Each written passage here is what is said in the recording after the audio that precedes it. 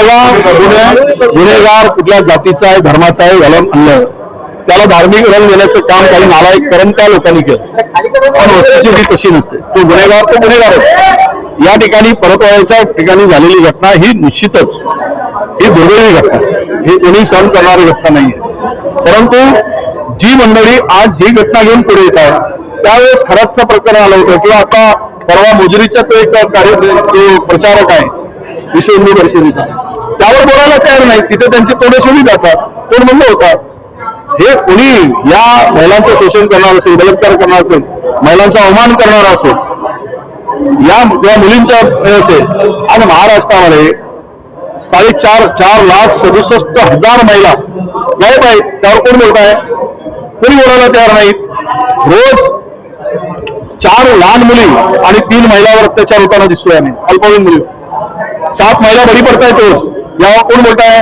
पुढे महिला सुरक्षित आहेत. म्हणून जिथे मणिपूरमध्ये यांची भूमिका वेगळी, महिलांना त्या तरुणींना रस्त्यावर कपडे काढून निवृत्त फिरवला गेला, त्यावेळेस ते बोलले नाहीत. हाथरसमध्ये बोलले नाहीत. जे बलात्कारी आहे त्यांची मिरवणूक काढली त्यावर ते बोलत नाहीत. त्यामुळे हे संपूर्ण महाराष्ट्रामध्ये हिंदूगिरीला होत आलाय, अंधश्रद्धेला होत आलाय, धर्मांधतेला होत आलाय, धर्माच्या नावाने काही घुमून घेणं सुरू आहे. पाहिलं तुम्ही त्याला पकडून येताना तो तर मुलेच करून द्यायला तयार होता, टोटके सांगून. काही चाललं आहे हे देवाच्या रस्त्याने, आणि हे संपूर्ण धार्मिक विष करून चाललेला आहे. परतवाड्याचा विषय अत्यंत दुर्दैवी विषय, त्याच्यावर कारवाई सक्त झालीच पाहिजे.